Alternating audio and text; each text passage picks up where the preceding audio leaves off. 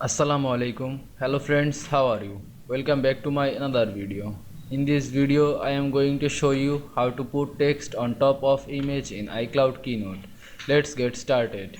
At first, you have to open your Chrome browser, then open your iCloud Keynote, then create your presentation. Now you can see here are my presentation.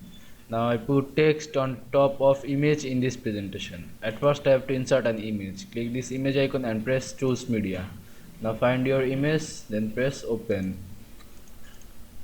Now resize this image to press shift on your control on your keyboard.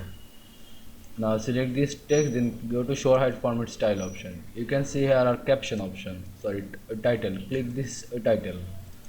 Now double click on this title and put text. Put your text. Now click outside of this image. Now you can see I put text on top of image in iCloud Keynote very easily. I hope you enjoyed my video. Please like, comment, share and subscribe my channel. Thanks for watching.